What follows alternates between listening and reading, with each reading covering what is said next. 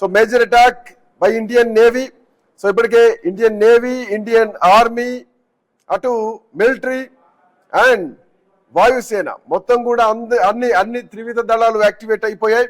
And టైంలో అటు పాకిస్తాన్ సంబంధించినటువంటి చమురు కేంద్రాల పైన టార్గెట్ గా బెలూచ్ కూడా దాడులు చేస్తోంది. బెలూచిస్తాన్ ఆర్మీ కూడా అటు పాకిస్తాన్ పైన దాడులు చేస్తోంది. చమురు కేంద్రాలుగా పాకిస్తాన్ లో ఉన్నటువంటి చమురు కేంద్రాలుగా బెలూచిస్తాన్ దాడులకు తెగబడుతుంది. ఒకవైపు బెలూచిస్తాన్, ఇంకొక వైపు భారత్, రెండు వైపుల నుంచి పాకిస్తాన్ కు కోలుకోలేని దెబ్బలు తగులుతున్నాయి. పాకిస్తాన్ ప్రధానమంత్రి దాచుకున్నాడు. అక్కడున్నటువంటి సెక్యూరిటీ అందరూ కూడా పాకిస్తాన్ ప్రధానిని ఒక సురక్షిత ప్రాంతానికి తీసుకెళ్లారు. పాకిస్తాన్ ప్రధాని బంకర్ లో దాచుకున్నటువంటి పరిస్థితి స్పష్టంగా కనిపిస్తోంది. సో మేజర్ అటాక్స్ అయితే కనిపిస్తున్నాయి. ఇప్పటికే ఇండియన్ నేవీ మేజర్ అటాక్ చేస్తోంది. రైట్, మా కరెస్పాండెంట్ రామ్ మనతో పాటు అందుబాటులో ఉన్నారు. సో రామ్, ఒకవైపు బెలూచిస్తాన్ స్టార్ట్ చేసింది భజన, ఇంకోవైపు భారత ఆర్మీ, భారత వాయుసేన ఇప్పటికే మొదలు పెట్టింది. కాల్పులకు ప్రతి కాల్పులు కూడా జరుగుతున్నాయి. సో రాము, ఎట్లా చూస్తున్నారు? ఎస్ శ్రీకాంత్, మనం ముందుగానే అనుకున్నట్లేనే ఏదైతే పాకిస్తాన్ కి ఈ రాత్రి కాలరాత్రి అని ఏదైతే అనుకున్నామో అది ఖచ్చితంగా అమలు జరుగుతుంది. మనం ముఖ్యంగా చూసుకోవచ్చు, ఎంతవరకు కూడా మనము పాకిస్తాన్ లో ఉన్న ఉగ్రవాదులపై మాత్రమే మనం పోరాటాన్ని అయితే మనం ప్రారంభించాము. అయితే ఇంతవరకు కూడా పాకిస్తాన్ తో మనం యుద్ధం అనేది ప్రకటించలేదు. కానీ ఇప్పుడు పాకిస్తాన్ ఏదైతే జమ్మూ కాశ్మీర్, రాజస్థాన్, పంజాబ్ పై దాడులు వర్షం కురిపించిందో ఈ నేపథ్యంలో ఒక్కసారిగా భారత్ కూడా అలర్ట్ అయింది. త్రివిధ దళాలను కూడా అలర్ట్ చేసిన పరిస్థితి ఉంది. ముఖ్యంగా చూసుకుంటే పాకిస్తాన్ దాడి చేసిన తర్వాత అజిత్ దోవల్ ప్రధానితో అత్యవసర సమావేశం ఏర్పరిచారు. ఎవరిన తర్వాతే ఈ దాడులు అయితే జరిగే ఉంటుంది. ముఖ్యంగా చూసుకుంటే ISN విక్రాంత్ కూడా రంగంలో తిరిగింది. ముఖ్యంగా చూసుకుంటే పాకిస్తాన్ ఆర్థిక మూలాలను దెబ్బతీసే విధంగా మొట్టమొదటిసారిగా కరాచీ పోర్టు మీద అయితే దాడి మొదలుపెట్టింది. అదే విధంగా చూసుకుంటే పూర్తిగా పాకిస్తాన్ ని పూర్తిగా మట్టి పెట్టే విధంగా అయితే భారత్ అయితే కదలికలు అయితే ప్రారంభించి అనుకోవచ్చు. ఇంతవరకు కూడా పాకిస్తాన్ మీద ఎటువంటి దాడులు చేయని భారత్ ఇప్పుడు పాకిస్తాన్ సైనికులను టార్గెట్ గా చేసుకుంటూ దాడులను అయితే ప్రారంభించింది అనుకోవచ్చు.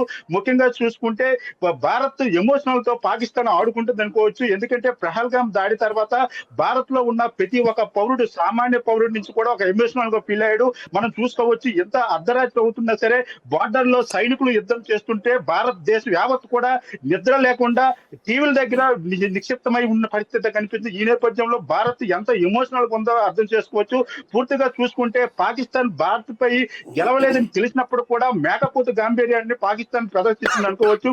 ముఖ్యంగా చూసుకుంటే పాకిస్తాన్ ఏదైతే భారత్ ని కొంత భయపెట్టాలనే ఉద్దేశంతో పౌరులపై దాడులు ప్రారంభించింది. అయితే ఆ పౌరులపై దాడులు ప్రారంభించిన క్షిపణులు ఏవైతున్నారో, జెట్ ఎయిర్ క్రాఫ్ట్ ఏమైనా భారత్ అయితే చాలా బలిష్టంగా ఎదుర్కొందని కూడా చెప్పుకోవచ్చు. ఈ నేపథ్యంలో ఇప్పటికే భారత్ అయితే ప్రారంభించింది, త్రివిధ దళాలను కూడా రంగంలో దించింది.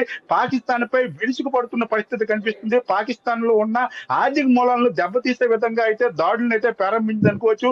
ముఖ్యంగా చూసుకుంటే ఇప్పటికే మనం చూసుకోవచ్చు, ఢిల్లీ నుంచి రాజస్థాన్ వెళ్తున్న రోడ్డు మార్గాన్ని పూర్తిగా మూసివేశారు. అంతేకాకుండా ఏదైతే ఢిల్లీ నుంచి జమ్మూ కాశ్మీర్ వెళ్లే ట్రైన్లు కూడా పూర్తిగా రద్దు చేశారు. మనం చూసుకోవచ్చు, ఢిల్లీలో కూడా రెడ్ అలర్ట్ అయితే ప్రకటించారు. ముఖ్యంగా చూసుకుంటే రోడ్ల మీద వెళ్తున్న వాహనాలకు సంబంధించిన ఏవైతే లైట్లను కూడా ఆఫ్ చేసి వెళ్ళిపోమని కూడా పోలీసులు అయితే అనౌన్స్మెంట్ చేస్తున్న పరిస్థితి. ముఖ్యంగా చూసుకుంటే ఢిల్లీ కాకుండా ఉత్తరాది రాష్ట్రాలన్నింటిలో కూడా రోడ్డు మార్గాలు, అదేవిధంగా ట్రైన్ మార్గాలు, రైల్వే మార్గాలను కూడా పూర్తిగా బంద్ చేసిన పరిస్థితి కనిపిస్తుంది. ఎందుకంటే యుద్ధం ఏ స్థాయిలో భారత్ ప్రారంభించిందో దీని సంకేతాలుగా మనం చెప్పుకోవచ్చు. గంగపురం వెంకరెడ్డి గారు, రెండు వైపులా స్టార్ట్ అయిపోయింది పాకిస్తాన్ కి. భారత్ తోటి యుద్ధం కోరి తెచ్చుకున్నది పాకిస్తాన్ స్పష్టంగా కనిపిస్తోంది. అండ్ ఇదే ఛాన్స్ అనుకొని అటు బెలూచిస్తాన్ కూడా దిగింది. సో బెలూచిస్తాన్ ఆర్మీ పాకిస్తాన్ పైన దాడులకు తెగబడుతోంది. ఇప్పటికే క్వెటా నగరంలో పాకిస్తాన్ సంబంధించినటువంటి సైనిక స్థావరాల పైన దాడులు చేస్తోంది బెలూచిస్తాన్. ఇప్పటికే 2 సైనికులను కూడా BLA హతమార్చింది. 2 సైనికుల్ని చంపేసినట్టు కూడా తెలుస్తోంది. ఇటు భారత్, అటు బెలూచ్. సో ఈ రెండింటి మధ్యలో ఆఖరికి పాక్ ప్రధానమంత్రి పారిపోయినటువంటి పరిస్థితి, సురక్షిత ప్రాంతానికి పారిపోయినటువంటి పరిస్థితి కనిపిస్తోంది. పాకిస్తాన్ కొరివితో తలగొక్కుంది. ఇప్పటికే అక్కడ బెలూచిస్తాన్ తోటి, అటు ఆఫ్ఘనిస్తాన్ తో డిస్ప్యూట్స్ ఉన్నాయి పాకిస్తాన్ కి. స్టిల్ భారత్ ని రెచ్చగొట్టి మోడీకో బోలో అంటే మోడీ ఇచ్చినటువంటి ఆన్సర్ ఒకవైపు. బెలూచిస్తాన్ ఇప్పటికి ఒకసారి ట్రైన్ హైజాక్ చేసింది. ఇప్పుడు రాత్రికి రాత్రి దాడులకు తెగబడుతోంది.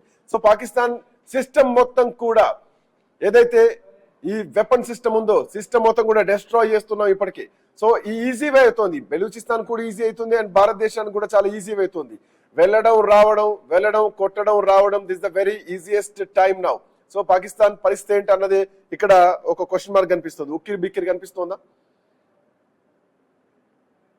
ఏంటంటే భారతదేశం చూసినాం 140 కోట్ల జనాభా ఉన్నటువంటి భారతదేశంలో అనేక రాజకీయ పార్టీలు, వేరు వేరు సిద్ధాంతాల మీద నమ్మకం ఉన్న వాళ్ళందరం కూడా మనం రోజు మాట్లాడుకుంటున్నటువంటి సందర్భం ఉన్నప్పుడు కూడా ఇవాళ వచ్చినటువంటి యుద్ధాన్ని మనం దృష్టిలో పెట్టుకున్నప్పుడు ఏకపక్షంగా అన్ని పార్టీలు కేంద్ర ప్రభుత్వం తీసుకునేటువంటి చర్యలకు మద్దతుగా ఉన్నటువంటిది ఇవాళ కూడా మనం చూడడం జరిగినటువంటి, ఎక్కడ కూడా మనకు దానికి వ్యతిరేకమైనటువంటి స్పందన కనపడలేదు. ఎక్కడైనా కనపడితే ఏంటంటే ఇంకెప్పుడు చేస్తారు, ఇంకా లేట్ అవుతుంది అని మాట్లాడితే ఒకరిద్దరు మిత్రులు మాట్లాడుండొచ్చు, అది వేరే సంగతి. కాబట్టి ఇప్పుడు ఇవాళ మీరు పాకిస్తాన్లో ప్రధానమంత్రి, నాకు అనుమానం ఏంటంటే రక్షణ కోసం ప్రధానమంత్రి గారిని పక్కకు తీసుకుపోయినారా, ఇంకా దేనికోసం పక్కకు తీసుకుపోయినారా, ఏం జరుగుతుంది కూడా మనం చెప్పలేము. అక్కడ కూడా అట్లా ఉంటుంది, అదే బందీగా తీసుకుపోతారు వాళ్ళు, అదే ఉపయోగించుకుంటారు లాస్ట్కి వచ్చినప్పటికీ.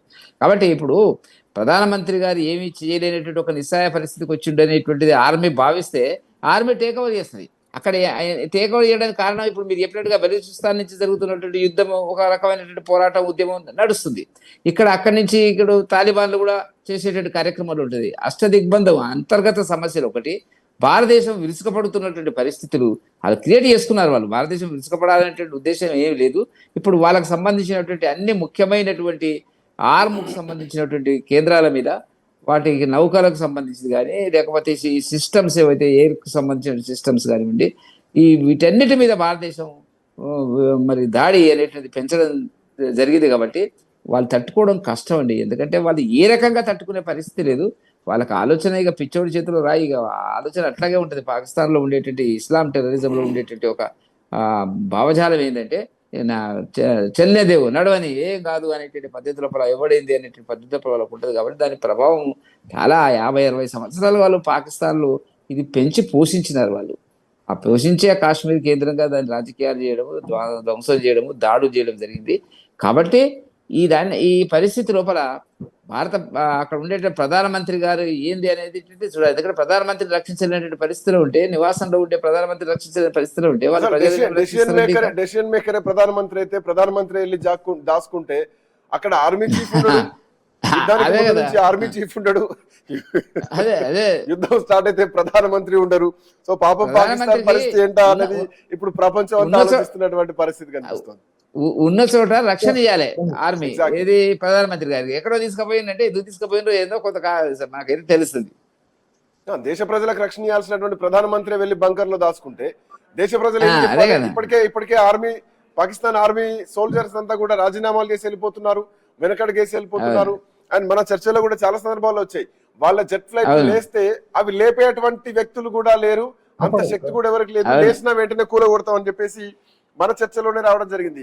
కల్నల్ శ్యామ్ మోహన్ గారి అంశాన్ని పదే తీసుకొస్తా ఉంటారు. మరి ఇట్లా నేపథ్యంలో ఒకసారి జగన్మోహన్ గారు అంటే శత్రువును ఎప్పుడు తక్కువ అంచనా వేయలేం మనం. సో మనల్ని ఒకవైపు ఎంగేజ్ చేసి ఇంకొక వైపు ఏమైనా బాంబ్ బ్లాస్ట్లు చేసేటువంటి ఛాన్సెస్ ఏమైనా ఉన్నాయా? అండ్ ఒకవేళ చేస్తే పాకిస్తాన్ దగ్గర అంతటి టార్గెట్ రీచ్ అయ్యేటువంటి శక్తి ఉందా? ఎందుకంటే operation weapon Gauri, weapon something, ఒక వెపన్ పేరు ఇలా చర్చలోకి రావడం జరిగింది.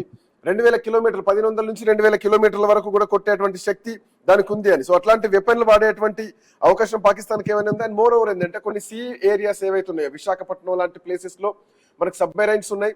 సో ఆ సబ్మెరైన్స్ ఉన్నటువంటి ప్రాంతాల్లో కూడా ఎట్లాంటి యాక్టివ్ మోడ్ లోకి వెళ్ళాలి, ఎట్లాంటి జాగ్రత్తలు తీసుకోవాలి, ఇవన్నీ ఉన్నాయి. సో మనల్ని ఎంగేజ్ చేసి వేరే దగ్గర ఏమైనా ఛాన్స్ ఉన్నాయి? అట్లాంటి ఒక ట్రాప్ లోకి ఏమైనా తీసుకుపోయే ఛాన్స్ ఉంటాయా పాకిస్తాన్ ని? శత్రువుని ఎప్పుడు తక్కువ అంచనా వేయొద్దంటారుగా జగన్మోహన్ గారు.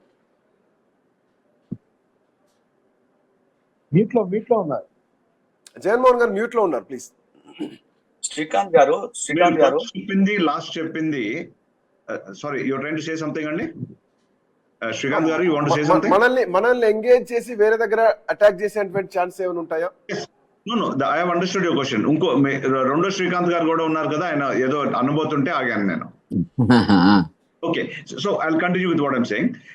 ఇప్పుడు శత్రువుని ఎప్పుడు కూడా తక్కువ అంచనా వేయకూడదు, అది అబ్సల్యూట్ సత్యం. ఎప్పుడు మనం మర్చిపోకూడదు. అలా అనుకొని వాడిని ఎక్కువ కూడా చేసుకోకూడదు.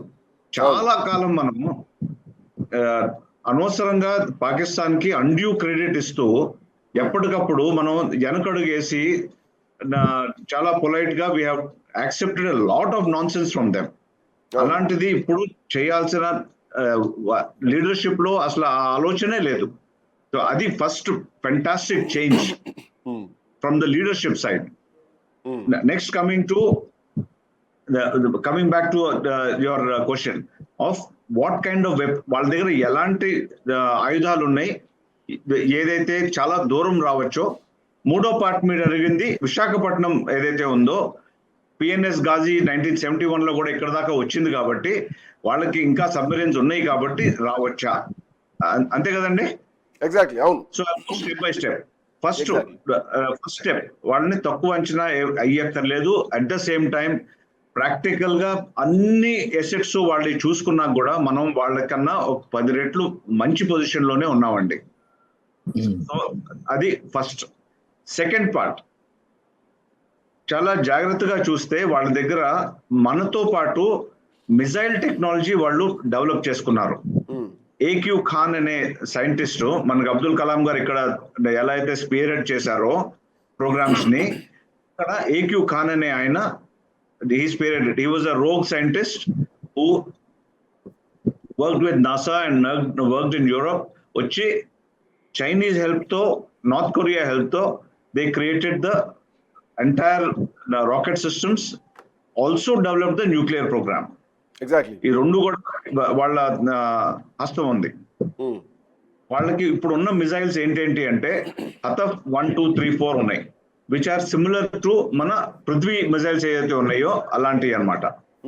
దెన్ వాళ్ళకి దే హ్యావ్ షహీన్ అనే ఇంకొక వెపన్ సిస్టమ్ ఉంది, అవి కూడా రాకెట్సే. దాని తర్వాత అబ్దాలి అని ఇంకొక రాకెట్ సిస్టమ్.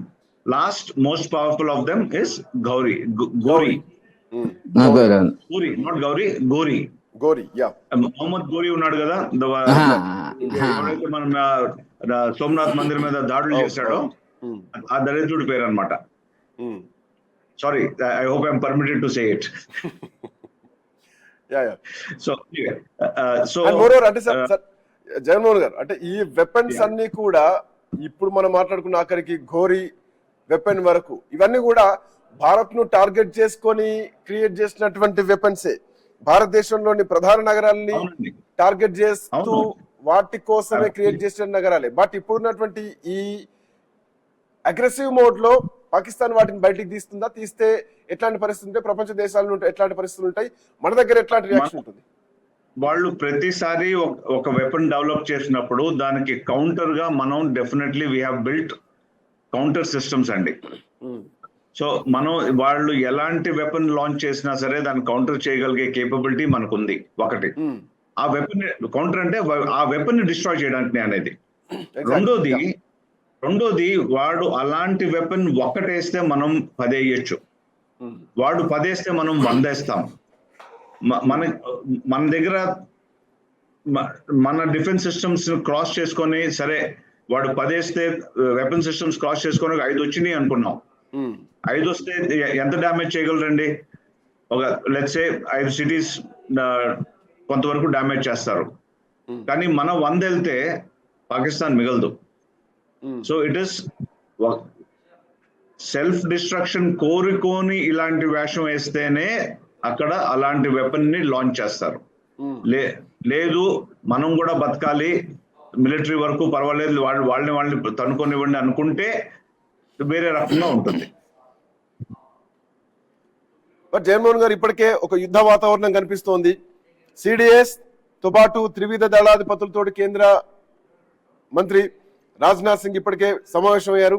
పాకిస్తాన్ దాడులకు తెగబడుతున్నటువంటి క్రమంలో పూర్తిగా త్రివిధ దళాలకు పూర్తి స్వేచ్ఛనివ్వడం జరిగింది. So the permission has granted. So ఎట్లాంటి నిర్ణయం తీసుకున్నా సిచ్యువేషన్ బట్టి అటాక్ చేయాల్సిన పరిస్థితి వచ్చింది. అండ్ ఇప్పటికే పాకిస్తాన్ సంబంధించినటువంటి జెట్ ఫ్లైట్ పైలట్ కూడా భారత ఆర్మీకి చిక్కడం జరిగింది. సో అటు హోంమంత్రి అమిత్ షా కూడా సరిహద్దుకు సంబంధించినటువంటి భద్రత పైన పూర్తి సమీక్ష నిర్వహిస్తున్నారు. సో అక్కడ వాళ్ళు మెలకువగానే ఉన్నారు. And attack is going on. And దేశం మొత్తం కూడా మెలకుగానే ఉంది. ప్రతి ఒక్కరు టీవీల కథకొని చూస్తున్నటువంటి పరిస్థితి, క్షణక్షణం ఏమవుతుందా అని చెప్పేసి. సో ఈ రాత్రి అటు బెలూచ్ ఇప్పటికే స్టార్ట్ చేసేసింది. సో ఇటు ఇండియా అటు బెలూచ్ రెండింటి మధ్యలో పాకిస్తాన్ అతలాకుతలమవుతోంది. పాకిస్తాన్ శరణు కోరడానికి ఈ రాత్రి ఏమైనా నిర్ణయం తీసుకుంటుందా, పక్క దేశాలను ఏమైనా ఆశ్రయిస్తుందా, ఎట్లా చూడొచ్చు? పక్క దేశాలంటే ఇప్పుడు లాస్ట్ ఉన్న ఇన్ఫర్మేషన్ ప్రకారం Saudi Arabia is the only one which is coming forward to talk to Pakistan or to mediate అండి. I believe there is a move by Saudi Arabia foreign minister to come to Pakistan and talk to them right through the night. As we talking and already బయలుదేరినట్టున్నారు అక్కడి నుంచి. So అది ఒక పక్కన అయితే మన traditional friends వాళ్ళు they will continue to pester and sponsor this non sense అండి. అది దేశాలను మనం చెప్పుకోకర్లేదు. ఇప్పుడు మనం ప్రాక్టికల్లీ చూడొచ్చు ఎవరు వచ్చారు. 22nd అవగానే which are the countries which came towards Pakistan. First country which came was Turkey. Second, Iran, phenomenally for the first time. ఎప్పుడు కూడా Iran has always been supportive of them, but ఈసారి Iran foreign minister మన ఇండియాలో ఉన్నారు నిన్నటి దాకా. ఇద్దరు foreign ministers కలిసినప్పుడు if you have heard that bite where in the meeting our honourable foreign minister Jaishankar garu addressing his excellency the foreign minister of Iran categorically explained to him what our situation is and what we are doing, and he also said we appreciate your understanding of the situation. So Iran is also understood that what Pakistan has done is completely unacceptable. So akkadi nunchi kuda ee sari support ఎంత వరకు వస్తుంది, ఎలా వస్తుంది, వస్తే కత్మా పరిణామాలు ఎలా ఉంటాయి అనేది కూడా ఆలోచించాలి. ఆల్రెడీ ఇరాన్ కూడా చాలా శాంక్షన్స్ లో ఉంది. ఇరాన్ న్యూక్లియర్ ప్రోగ్రామ్ మీద యుఎస్ చాలా సీరియస్ గా డిస్కస్ చేస్తున్నది. సో వాళ్ళకు ప్రాబ్లమ్స్ వాళ్ళకు ఉన్నాయి. సో వీళ్ళ ఈసారి Pakistan seems to be completely isolated, but for 1 or 2 other rogue nations which will continue to support them. Jaganmohan garu, thank you. I'll come back to you again. So మొత్తానికి దేశ రాజధాని ఢిల్లీ కూడా మొత్తం హై అలర్ట్ గా ఉంది. ప్రజలు ఎవరు బయటికి రావద్దంటూ కూడా ఇప్పటికే ఢిల్లీ పోలీసులు హై అలర్ట్ ప్రకటించారు. ఇండియా గేట్ దగ్గర కూడా భద్రతను కట్టుదిట్టం చేయడం జరిగింది. ఢిల్లీ, జమ్మూ కాశ్మీర్ పరిసర ప్రాంతాలు, రాజస్థాన్, పంజాబ్ ఈ ప్రాంత బార్డర్ ప్రాంత ప్రజలు ఎవరైతే ఉన్నారో ఎవరు కూడా బయటికి రావద్దంటూ కూడా ఇప్పటికే ఆదేశాలు జారీ చేయడం జరిగింది. అండ్ భారత్ పాక్ సరిహద్దుల్లో ఉన్నటువంటి నగరాల్లో బ్లాక్అవుట్ ఇంకా కొనసాగుతుంది. బట్ జమ్మూ కాశ్మీర్ లో మాత్రం బ్లాక్అవుట్ ఎత్తేయడం జరిగింది. సో యుద్ధ వాతావరణం నడుస్తోంది. కరెస్పాండెంట్ శ్రీకాంత్ అందుబాటులో ఉన్నారు. శ్రీకాంత్, ఒక యుద్ధం నడుస్తోంది, అర్ధరాత్రి దేశం అంతా మెలకువగా ఉంది. ఇండియా పాక్ వార్ నడుస్తోంది. అటు బెలూచిస్తాన్ కూడా అదే స్థాయిలో పాక్ పై విరుచుకుపడుతోంది. సో ఎట్లాంటి రియాక్షన్స్ ఎక్స్పెక్ట్ చేయొచ్చు శ్రీకాంత్? శ్రీకాంత్, ఎందుకంటే పాకిస్తాన్ లో అంతర్గతంగా అటు ప్రధానికి ఇటు సైనికాధికారికి సఖ్యత ఉండదు. మరోవైపు అటు పాక్ మరో దయాది దేశమైనటువంటి బెలూచిస్తాన్ కూడా ఇప్పుడు ఆ సమయం చూసి అదును చూసి పదును పెట్టిందని చెప్పవచ్చు. సో ఈ మూడు వైపులా పాకిస్తాన్ కి ఇబ్బందికరమైనటువంటి అంశంగానే మనం చెప్పవచ్చు. మరోవైపు అంతర్జాతీయంగా మిలిటరీ ర్యాంకింగ్స్ లో 2025 మిలిటరీ ర్యాంకింగ్స్ లో భాగంగా అంతర్జాతీయ సైనిక శక్తికి సంబంధించి 145 దేశాల జాబితాలో భారత్ 4వ స్థానంలో ఉంది. అలాగే పాకిస్తాన్ 12వ స్థానంలో ఉందని చెప్పవచ్చు. ఇందాక మీరు అన్నట్టు దయాద్ దేశాన్ని ఎప్పుడు తక్కువ అంచనా వేయద్దు అని కూడా చెప్పడం జరిగింది. అయితే ఈ ఏవైతే మిసైల్స్ ఉన్నాయో పాకిస్తాన్ కూడా కొన్ని కీలకమైనటువంటి మిసైల్స్ ను తన దగ్గర పెట్టుకోవడం జరిగింది. అయితే భారత్ వద్ద దాదాపు 22 లక్షలకు పైగా సైన్యం ఉన్నట్లు గ్లోబల్ ఫైర్ పవర్ పేర్కొంది. ఎందుకంటే పాకిస్తాన్ కేవలం 13 లక్షల మంది సైనికులు ఉంటే మన ఇండియా దగ్గర 22 లక్షల మంది సైనిక బలం ఉందని చెప్పవచ్చు. అలాగే 4201 యుద్ధ ట్యాంకులు, దాదాపు 150,000కు పైగా armed vehicles, 100 self proceed artillery, అలాగే 3,975 టోస్ట్ ఆర్టిలరీ ఉన్నాయి. దీంతో పాటు మల్టీ బ్యారెల్ రాకెట్స్ ఆల్జరీలు 254 ఉన్నాయి. అంటే భారత వాయుసేన వద్ద 3,10,000 మంది బలగం కూడా ఉంది. అలాగే 2,229 విమానాలు కూడా ఉన్నాయి. వాటిలో 513 ఫైటర్ విమానాలు, 270 రవాణా విమానాలు, 130 అటాక్ ఎయిర్ క్రాఫ్ట్లు, 351 శిక్షణ విమానాలు, ఇలా 6 ట్యాంక్ ఫ్లీట్ ఎయిర్ క్రాఫ్ట్లు కూడా ఉన్నాయి. అంటే భారత సైన్యానికి చెందిన 3 విభాగాల దగ్గర 899 హెలికాప్టర్లు, వాటిలో 80 అటాక్ హెలికాప్టర్లు ఉన్నాయి. ఏ విధంగా చూసినా పాక్ కంటే భారత వద్ద ఆ సైనిక బలం, అలాగే త్రివిధ దళాల యొక్క వ్యూహం చాలా పెద్ద ఎత్తునే ఉంది. పాక్ విషయానికి వస్తే పాకిస్తాన్ సైన్యంలో 13 లక్షల మంది ఉన్నారు. అలాగే 1,24,000 మంది నౌకా సిబ్బంది, 78,000 మంది వైమానిక సిబ్బంది, మరోవైపు 1,399 ఎయిర్ క్రాఫ్ట్లు ఉన్నాయి. అంటే భారత్ ఏ క్షణాన ఇంకా ఇప్పటి వరకు భారతదేశం భారత ప్రధాని చాలా ఓపికతో ఉన్నారు. పాకిస్తాన్ కవ్వింపు చర్యలు చేపట్టిన ఓపికతో ఉన్నారు. ఈ ఓపిక నశిస్తే యుద్ధం మొదలవడం వరకే. ఒకవేళ యుద్ధం మొదలైంది అంటే ఆపటం ఎవరి తరం కూడా కాదనేది ఉంది. గతంలో మనము శ్రీకాంత్ చాలా వ్యాలిడ్ ఇన్ఫర్మేషన్ ఇచ్చారు. భారతదేశ పవర్ ఏంటి, భారతదేశం దగ్గర ఎట్లాంటి ఆయుధాలు ఉన్నాయి, ఇవన్నీ చాలా valid and very useful and very information ఇవ్వడం జరిగింది. Srikanth I'll come back to you. Before that ఒకసారి శ్రీనివాస్ కూడా మా కరెస్పాండెంట్ శ్రీనివాస్ అందుబాటులో ఉన్నారు. శ్రీనివాస్, ఒక యుద్ధం నడుస్తోంది, అప్రకటిత యుద్ధం కొనసాగుతోంది. భారత్ పైన, భారత ఆస్తుల పైన, భారత ఎయిర్పోర్ట్ల పైన, భారత సివిలియన్స్ పైన, సామాన్య ప్రజానీకం పైన దాడులకు తెగబడుతున్నటువంటి పాకిస్తాన్ కి కౌంటర్ అటాక్ మనం చూస్తున్నాం. ఎక్కడికక్కడ ఐ న్యూస్ స్క్రీన్ పైన వాటిని ఎట్లా అడ్డుకుంటున్నామో స్పష్టంగా కనిపిస్తోంది. సో మన సిస్టమ్ చాలా స్ట్రాంగ్ గా ఉంది. ఆ సిస్టమ్ కు తోడు అటు బెలూచ్ కూడా పాకిస్తాన్ కు ఇప్పటికే దరువు మొదలు పెట్టింది. So Srinivas, yes we're in the ground, we're giving the latest and every information. So ఏం జరుగుతోంది బార్డర్ లో ప్రతిదీ ఇన్ఫార్మ్ చేస్తున్నాం. శ్రీనివాస్ ఏం చెప్తారు? What is the latest update from your side?